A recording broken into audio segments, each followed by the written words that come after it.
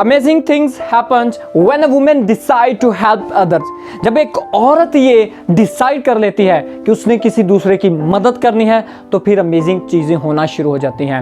ये एक ऐसी औरत है जिन्हें पाकिस्तान में मदर ऑफ पाकिस्तान का लक़ब दिया गया है। यूएन रिपोर्टर्स के मुताबिक इन्हें वुमेन ऑफ डिकेड का लक़ब दिया गया है। 2015 के अंदर इन्हें mother Teresa of international social award दिया जा चुका है। अपनी फाउंडेशन के साथ इन्हें मुख्तलिफ प्राइज दिए जा चुके हैं, जिनमें Lillian peace prize, Gandhi peace award, Seoul peace prize, निशाने इम्तियाज दिया जा चुका है। ये ऐसी फाउंडेशन चला रही हैं जो पूरी दुनिया के अंदर सबसे बड़ी एम्बुलेंस सर्विस प्रोवाइड करती हैं बिना किसी भी प्रॉफिट के। मैं बात करने वाला आज की वीडियो के अंदर बल्कीस एहदी की, जो ऐसी फाउंडेशन को चला रही हैं जो पूरे पाकिस्तान में मसाकीन गरीब लोगों की मदद कर रही हैं। ये बताता जाऊं कि रिसेंट कोविड वायरस की वजह से इंडिया के अंदर सिचुएशन बहुत ज़्यादा क्रिटिकल हो चुकी है। इस क्रिटिकल सिचुएशन को हैंडल करने के लिए उनके पास जितने भी सोर्स थे वो ख़त्म हो चुके हैं, ऑलमोस्ट ख़त्म होते जा रहे हैं। इस चीज़ को देखते हुए एहदी फाउंडेशन ने डिसाइड किया है कि वो इंडिया जाएंगे और एज ए ह्यूमैनिटी ये नहीं देखेंगे कि उन्होंने मुसलमानों के ऊपर कितने जुल्म ढाए, बट एज ए ह्यूमैनिटी इन्होंने ये चीज़ सीखी हमारे नबी से। ये नबी से सीखी हैं चीज़ें कि पड़ोस में अगर कोई तकलीफ में है तो उसकी मदद करो, चाहे वो मुसलमान है या नहीं है। तो एज ए ह्यूमैनिटी एहदी फाउंडेशन ने डिसाइड किया है कि वो जाएंगे और उनकी मदद करेंगे। एहदी फाउंडेशन अब्दुल सत्तार एहदी और इनकी बीवी बल्कीस एहदी ने मिलके इनको डेवलप किया था और आज इनको पूरी दुनिया से डोनेशन मिल रही है। मैं बात कर रहा हूँ बल्कीस एहदी की। 14 अगस्त 1947 में कराची में पैदा हुई। बचपन से पढ़ने का शौक नहीं था। इन्होंने नर्स का एक डिस्पेंसरी से कोर्स कर लिया। अब अपने इस कैरियर को आगे बढ़ाने के लिए इन्होंने अब्दुल सत्तार एहदी के यहाँ एक छोटे से हॉस्पिटल में जहाँ एक छोटी सी डिस्पेंसरी थी वहाँ अपना काम शुरू कर दिया। ये बहुत ही होनरेबल थे, बहुत ज़्यादा हुनर रखते थे। इन्होंने इस चीज़ को देखते हुए अब्दुल सत्तार एहदी ने इन्हें एक बड़ा ओहदा दे दिया। अब्दुल सत्तार एहदी जब शादी करने के लिए अपनी कलीग को उन्होंने कहा कि मैंने आपसे शादी करनी है, तो उनकी कलीग ने कहा कि मैं आपसे शादी नहीं कर सकती। क्यों नहीं कर सकती? आप कहाँ एक फ़कीर ज़ात इंसान ठहरे, क्योंकि अब्दुल सत्तार एहदी एक बहुत सादा से इंसान थे। ये बात करके उन्होंने रिश्ते से मना कर दिया। अब्दुल सत्तार एहदी ने इनके यहाँ रिश्ता भिजवा दिया।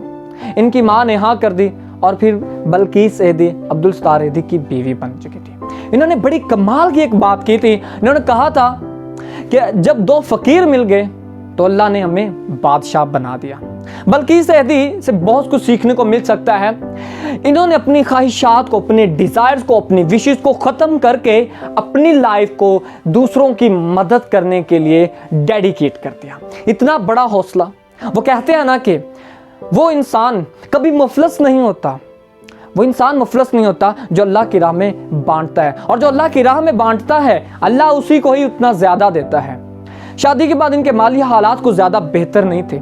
नीचे वाले फ्लोर के अंदर कुछ कमरे थे, एक डिस्पेंसरी भी बनाई हुई थी। ऊपर वाले फ्लोर में खुद रहते थे। उस वक़्त कराची के अंदर एक झूला स्कीम चल चुकी थी। इस झूला स्कीम का इंतज़ाम जैसे इन्होंने संभाला, उसका मकसद ये था कि पूरे कराची के अंदर 300 से ज़्यादा झूले तकसीम कर दिए जाएं। क्यों कर दिए जाएं? क्योंकि पाकिस्तान में उस वक़्त कराची में गुर्बत की वजह से, मजदूरी की वजह से बच्चों को मार दिया जाता था। इन्होंने जब वो झूले तकसीम कर दिए पूरे कराची के अंदर, और इन्होंने ऊपर ये लिखा था डोंट किल द चाइल्ड, बच्चों को मत मारें, अगर आप संभाल नहीं सकते इन झूले में डाल दें, हम उनको संभाल लेंगे। और वही हुआ कि बच्चों के मरने की आहिस्ता आहिस्ता रेशो कम होना शुरू हो चुकी थी। 42,000 जायद बच्चे ये परवरिश इनके यहाँ कर चुके हैं। पूरी दुनिया से इनको डोनेशन मिलती है। पाकिस्तान में 300 से ज़्यादा इनके हॉस्पिटल्स हैं। 1800 से ज़्यादा एम्बुलेंस काम कर रही हैं। अब्दुल सत्तार एहदी का खुद अपनी बीवी के बारे में ये कहना था कि एहदी फाउंडेशन की बुनियाद तो मैंने रखी है, लेकिन इसको चलाया मेरी बीवी ने है। एक और जगह पर उन्होंने ये कहा था कि अगर औरत ये नियत कर ले कि उसने कुछ करना है तो वो मर्द से 2 कदम आगे चली जाती है। ये थी बल्कीस एहदी, जिनकी लाइफ बहुत कुछ सीखने को मिला है। अब्दुल सत्तार एहदी के चले जाने के बाद इन्होंने अकेले ही तनहा इस फाउंडेशन को चलाया है। बल्कीस एहदी ये कहती हैं कि जब मैं छोटी थी, बचपन में मेरी माँ मुझे एक बात बताती थी और वो कहती थी कि बेटा, जिंदगी में या तो किसी के बन जाओ या किसी को अपना बना लो। या तो कोई आपका बन सकता है या आप किसी को अपना बना लो, तब ये कामयाब जिंदगी गुजार सकते हो। और बल्किस सैदी का ये भी कहना था कि एक औरत के अंदर नरमी होनी चाहिए, एक औरत को अपने बच्चों की जिम्मेदारी खुद लेनी चाहिए, और एक औरत ही वो है जो समझौता करना चाहिए, जिसको अपनी लाइफ को स्टेबल करने के लिए।